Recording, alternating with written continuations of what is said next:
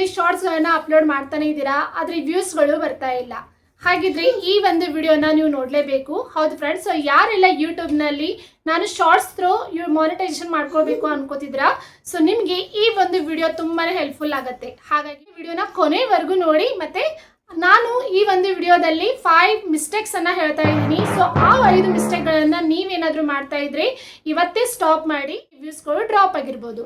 ಹಾಗಿದ್ರೆ ಬನ್ನಿ, ಅವು ಯಾವ ಒಂದು 5 ಮಿಸ್ಟೇಕ್ ಅಂತ ಈ ಒಂದು ವಿಡಿಯೋದಲ್ಲಿ ನಾನು ಡೀಟೇಲ್ ಆಗಿ ಎಕ್ಸ್ಪ್ಲೇನ್ ಮಾಡ್ತೀನಿ ನಿಮಗೆ.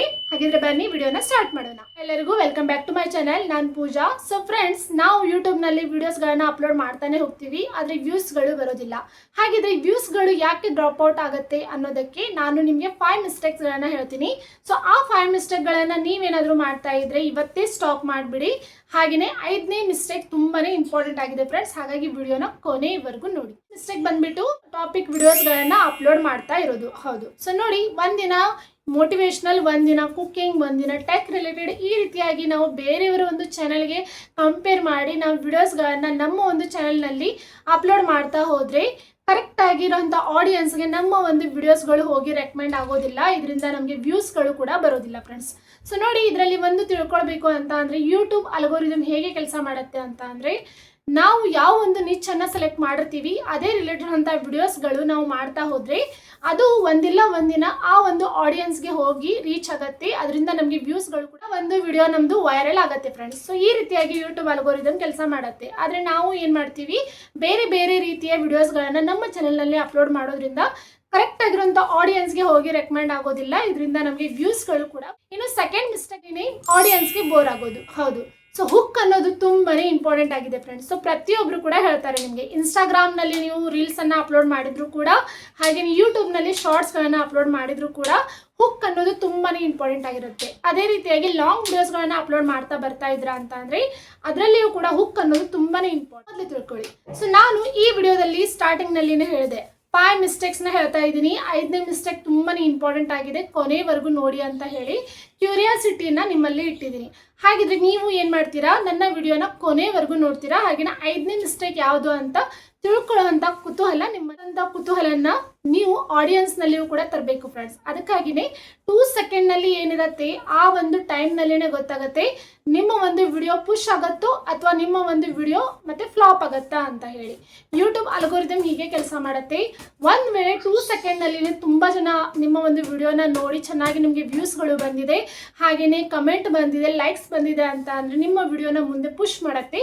ಒಂದು ವೇಳೆ ಬಂದಿಲ್ಲ ಅಂತ ಅಂದರೆ ಆ ಒಂದು ವಿಡಿಯೋದಲ್ಲಿ ಇಂಟ್ರೆಸ್ಟಿಂಗ್ ವಿಷಯ ಯಾವುದೂ ಇಲ್ಲ ಅಂತ ಹೇಳಿ ಅಲ್ಲಿನೇ ವ್ಯೂಸ್ ಡ್ರಾಪ್ ಔಟ್ ಆಗುತ್ತೆ ಫ್ರೆಂಡ್ಸ್. ಹಾಗಾಗಿನೇ ಒಂದು ವಿಡಿಯೋನ ಮಾಡಿದಿರಾ, ಅದರಲ್ಲಿ ಏನಾದರೂ ಒಂದು ಕ್ಯೂರಿಯಾಸಿಟಿಯನ್ನು ಇಡಿ, ಒಂದು ಹುಕ್ಕನ್ನು ನಿರ್ಮಾಣ ಮಾಡಿ, ಇದರಿಂದನೇ ನಿಮಗೆ ವ್ಯೂಸ್ಗಳು ಕೂಡ ಹೆಚ್ಚಾಗಿ ಬರುತ್ತೆ. ಮಿಸ್ಟೇಕ್ ಬಂದ್ಬಿಟ್ಟು AB ಟೆಸ್ಟಿಂಗ್ ಮಾಡದೇ ಇರೋದು. ಹೌದು, ಸೊ ನೋಡಿ, AB ಟೆಸ್ಟಿಂಗ್ ಅಂದರೆ ಏನು, ಥಂಬ್ನೇಲ್ ನಮ್ಮದು ಎಷ್ಟು ಕ್ಲಿಯರ್ ಆಗಿ ಇರುತ್ತೆ, ಹಾಗೆಯೇ ಎಷ್ಟು ಕ್ಲಿಕ್ಕೇಬಲ್ ಆಗಿರುತ್ತೆ ಅಷ್ಟು ಚೆನ್ನಾಗಿ ನಮಗೆ ವ್ಯೂಸ್ ಬರುತ್ತೆ ಫ್ರೆಂಡ್ಸ್.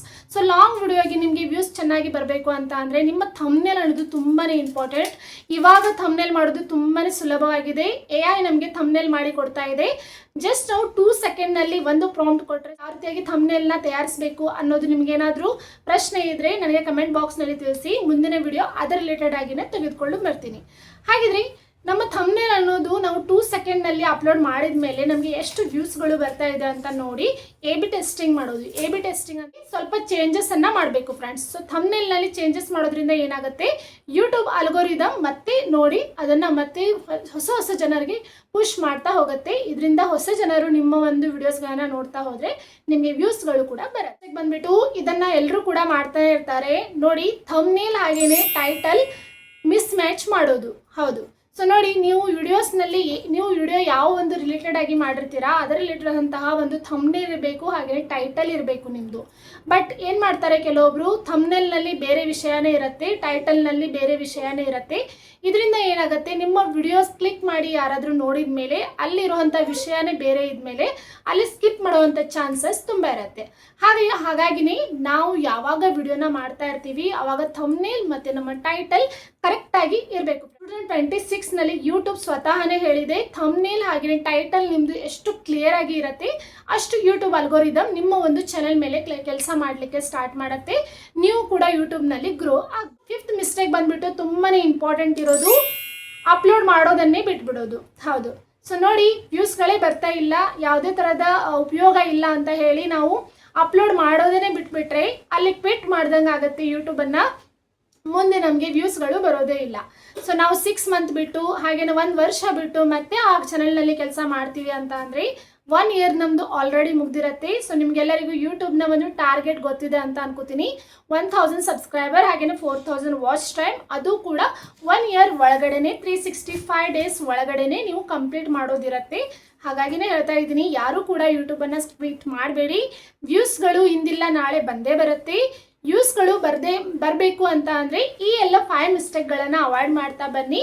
ನಿಮಗೂ ಕೂಡ ಚೆನ್ನಾಗಿ ನಿಮ್ಮ ಒಂದು ಚಾನಲ್ಗೆ ವ್ಯೂಸ್ಗಳು ಬರುತ್ತೆ ಫ್ರೆಂಡ್ಸ್. ಈಸಿಯಾಗಿ ಅಪ್ಲೋಡ್ ಮಾಡದೇ ಇರೋದು. ಹೌದು, ಸೊ ಒಂದಿನ ವಿಡಿಯೋನ ಅಪ್ಲೋಡ್ ಮಾಡ್ತೀವಿ, ನಮಗೆ ವ್ಯೂಸ್ ಬಂದಿಲ್ಲ. ಸೆಕೆಂಡ್ ಡೇ ಅಪ್ಲೋಡ್ ಮಾಡ್ತೀವಿ, ವ್ಯೂಸ್ ಬಂದಿಲ್ಲ.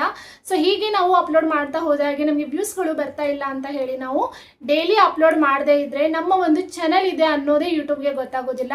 ಇದರಿಂದ ನಮ್ಮ ಒಂದು ವ್ಯೂಸ್ಗಳು ಅನ್ನೋದು ಶಾಶ್ವತವಾಗಿಯೇ ಡ್ರಾಪ್ ಔಟ್ ಆಗುವಂಥ ಚಾನ್ಸಸ್ ಇರುತ್ತೆ ಫ್ರೆಂಡ್ಸ್. ಹಾಗಾಗಿನೇ ಹೇಳ್ತಾ ಇದ್ದೀನಿ, ನಿಮ್ಮ ವಿಡಿಯೋಸ್ಗಳಿಗೆ ವ್ಯೂಸ್ ಬರಲಿ ಅಥವಾ ಬರದೇ ಇರಲಿ, ನೀವು ಡೈಲಿ ಅಪ್ಲೋಡ್ ಮಾಡ್ತಾನೆ ಹೋಗಬೇಕು.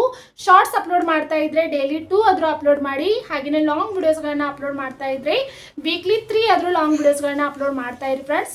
ಇದು ಯೂಟ್ಯೂಬ್ ಸ್ವತಃ ಅನ್ನೋ ಒಂದು ಯೂಟ್ಯೂಬ್ ಕಡೆಯಿಂದ ಒಂದು ಮೆಸೇಜ್ ಬರುತ್ತೆ. ಆ ಮೆಸೇಜ್ನಲ್ಲಿ ಕ್ಲಿಯರ್ ಆಗಿನೇ ಯೂಟ್ಯೂಬ್ ಸ್ವತಃನೇ ಹೇಳಿದೆ. ಸೊ ಯಾರು ಆ ಮೆಸೇಜನ್ನು ಹೋಗಿ ನೋಡಿಲ್ಲ, ಪ್ಲೀಸ್ ಹೋಗಿ ನೋಡಿ.